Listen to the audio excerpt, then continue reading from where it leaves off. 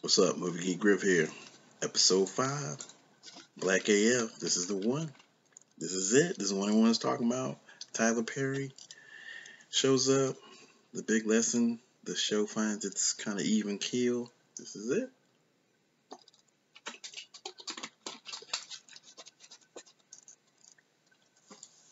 This episode was pretty good.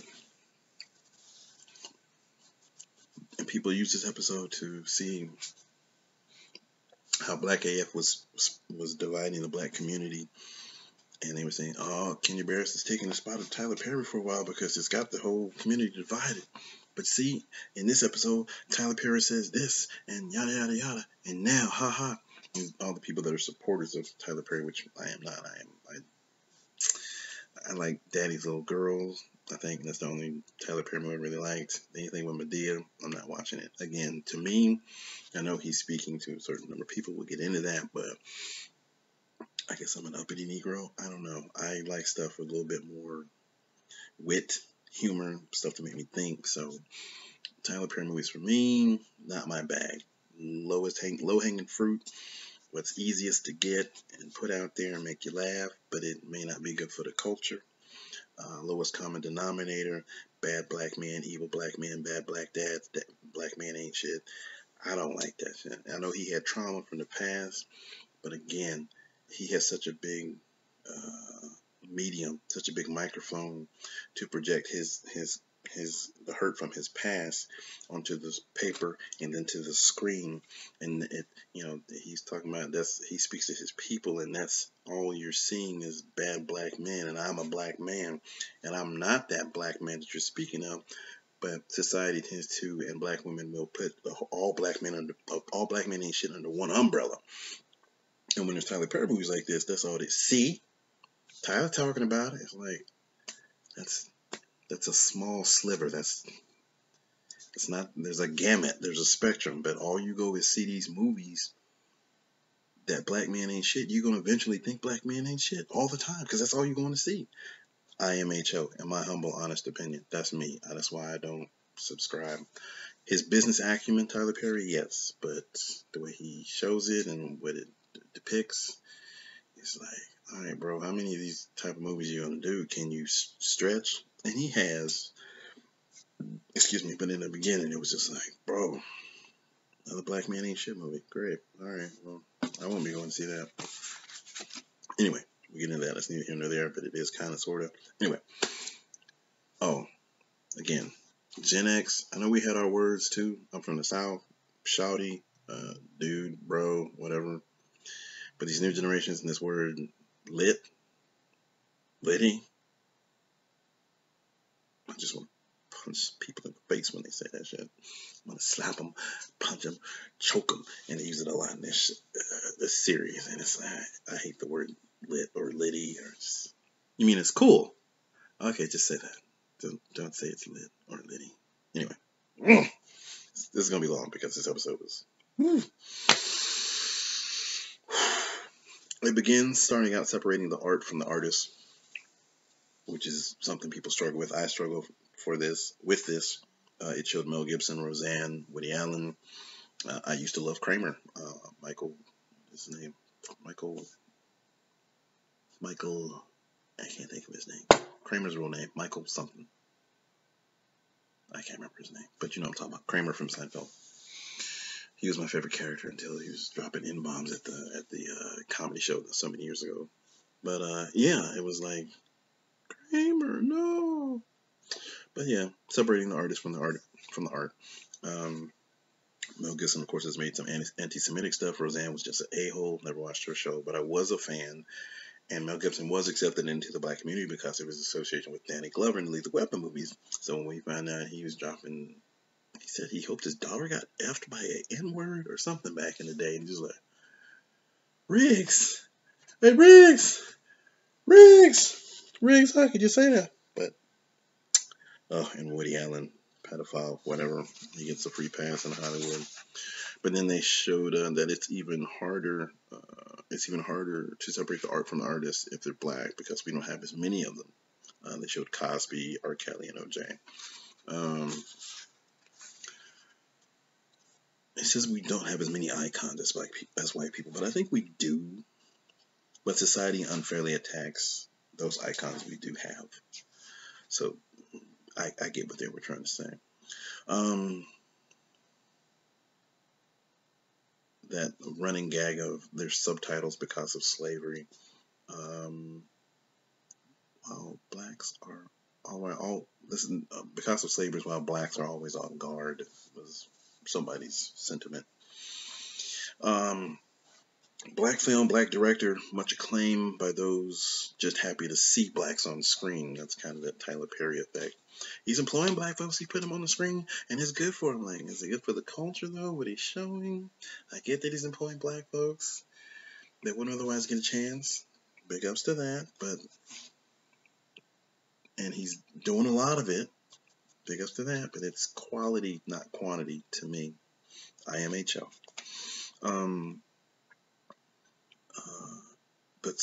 So there's this film is showing in the episode, black film, black director, much acclaim, but Kenya Barris and his daughter just like probably like me, uppity Negro, going, what is this Tyler Perry-esque crap I am watching on the screen? And all the black folks love it, and I'm just watching this going, this is so bad.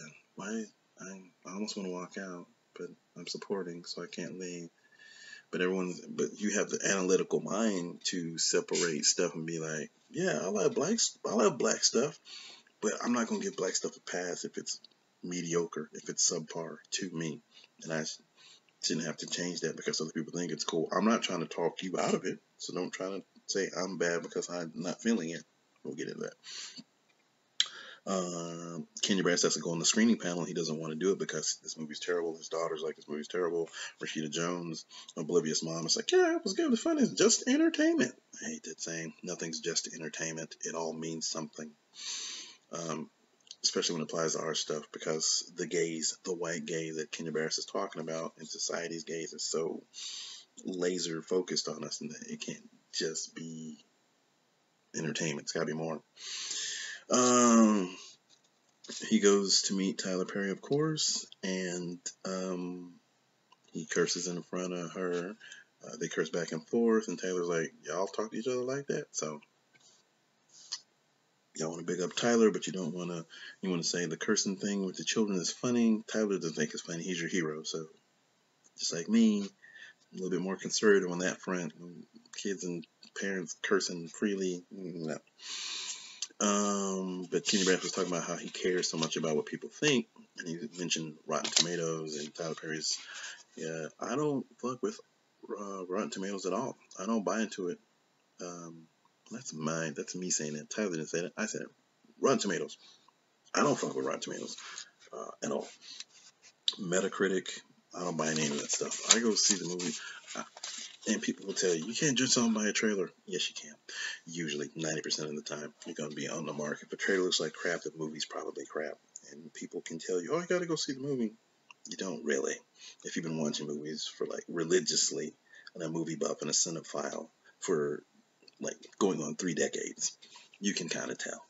And so I don't go by Rotten Tomatoes, Metacritic, what's fresh, I see the trailer and I'm like, yeah, that's not gonna be for me. And sometimes I go see it years later and I'll be like, yeah, that was what I thought it was going to be at the time, which is why I didn't see it, and I was right. Anyway,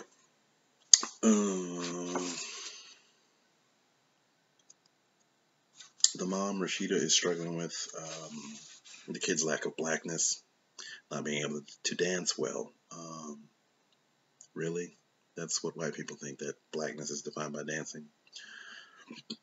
I can't dance. I can two-step, but I can't get down and do funky dances that everyone else does. There's a black barbecue scene, the cliche. Cousin Harold, I don't remember what the actor's name is. He was pretty funny, but he was Mr. White Joanna Man's guy. Deep Cover meets Joanna Man. He was naming Miss Doubtfire, Tootsie, and Some Like It Hot, which would make those movies White Joanna Man. However, that's not possible. That whole argument is stupid. It doesn't make any sense, because Joanna Man, those movies of the past can't be White Joanna Man.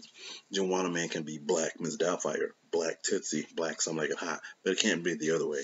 And everybody was like, oh yeah, white Juwanna Man's. No, those movies came before, so Juwanna Man's gonna be black. Those movies, it's not gonna be.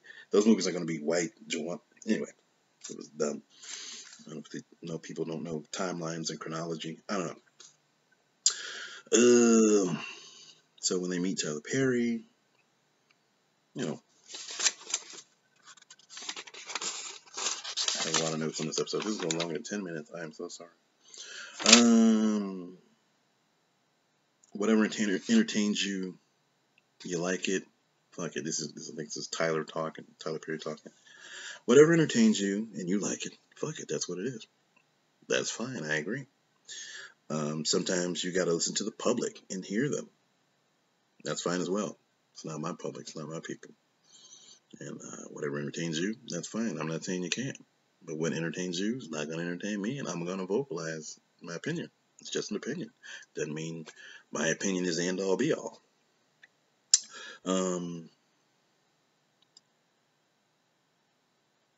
Yeah, Tyler said you got to listen to the public and the people. I ain't got to do shit but stay black and die. Word up to Morgan Freeman and lean on me. Who are we to decide what's good? Well, I'm the same as the next person who decides it's good. I don't think it's good. So both of our opinions should have the same merit. I am not telling people don't go see Tyler Perry movies. I'm not calling people anything out of their name. But when you don't like Tyler Perry, you get called all types of names, and it's like, I just disagree with you. Can we just agree to disagree? I don't agree with hero worship. So Tyler Perry's done all this stuff. It's not gonna be like everything he does is gold. Kenya Barris showed the film to his workplace. The white folks didn't like it, but they didn't say so because they didn't want to be called racist. The shifty, shady hood dude, Brooklyn? No, Brooklyn's the daughter. The guy's name is something with a B, or Columbus, whatever. Kenya Barris is. The guy was on the writer show. He don't do much. He liked it. And the black girl who was on the writer show, Kenya Barris's writer show, wouldn't let the white people be honest about the show, which goes to the credence of why they didn't say anything in the first place. They're like, yeah, I liked it. He's like, no, stop lying, because y'all lying. No, we didn't like it. So, after that, the daughter was still interviewing Kenya Barris, and she was saying, you look torn.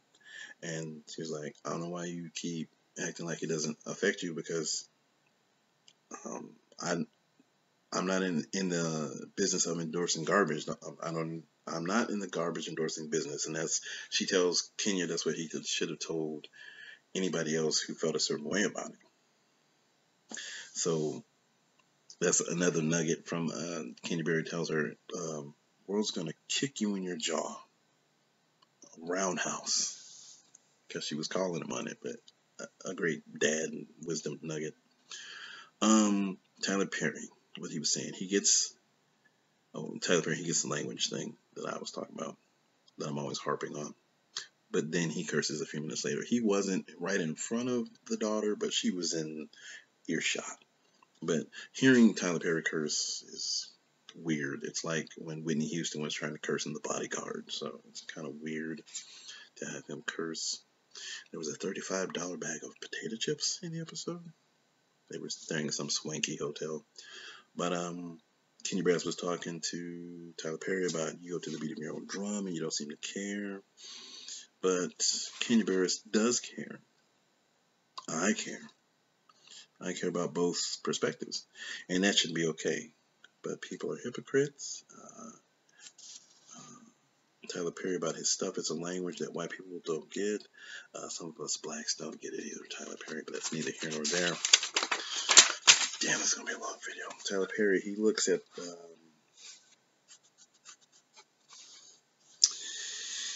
Tyler Perry says he looks at Oscar movies and doesn't get it. He walks out. What is this shit? That's cool. Just understand people like me do the same things to your movie with the same kind of thought process. And that's fine.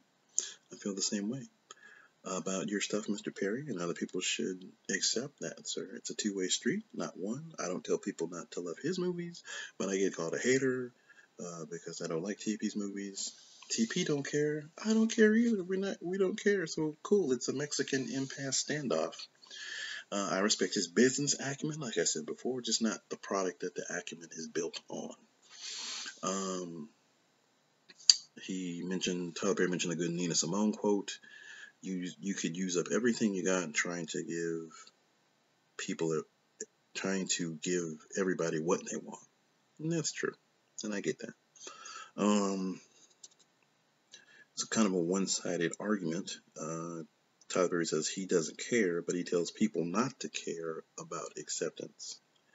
Well, then you're trying to influence how they think, how they care or don't care.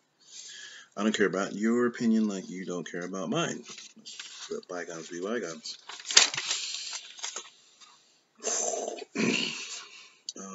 But in that very next scene of the show, right after this all-important conversation with Tyler Perry, the very next scene after the Tyler Perry meeting, Kenya Barris is still sticking to his guns about this subpar movie, this subpar black movie. And is he hating on it? It's lowbrow. It's only entertainment. What's that? It's only entertainment. It negates the whole Tyler Perry thing. Then in the next scene, Kenya Barris is on the phone going, "No, this movie's trash. I believe it's trash." So you go to TP to see, he was still reaching out. Kenya Barris was still reaching out to some people to be like, "Is this movie trash? I think it's trash." So even though Tyler Perry and that whole all important, do what you do, don't care about other people, he still was like, "Okay, I'll take your viewpoint into account." Next scene, this movie's still trash. I know it's trash. I feel it's trash. I still gotta support it because it's black. So everyone's all about, yeah, TP in episode 5. They had the scene, and then in the next scene, he's still sticking to his guns, and it's negating the whole Tyler Perry thing. But I don't know, people don't get that. I don't know. So this episode, the final takeaway, why it's so important to some people, I think it shot itself in the foot. It shot down the Tyler Perry argument. I don't know. Kenya Barris still cares about what others thinks, and he still thinks the movie is shit, and black led or not. And so you gotta stick to your guns, and you gotta critique people. Kenya Barris establishes a high council of black folks, the Black High Council, which is Tim Story, Issa Rae, Ava DuVernay, Will Packer, and Lena Waithe, and they all do like a Zoom Skype conference call. He's telling them, we have to talk honestly if we want our art to progress. Tyler Perry needs to be able to take, you can say you don't care, whatever, but these are people paying them. These are people that want you to do good, but we see the stuff you're putting out like, so, and you can't critique me. I'm speaking in it. No, we can critique you, and this is why. You have to be able to talk honestly about your art and be able to progress. And if you don't want to progress, that means you're not that good an artist. It's just that.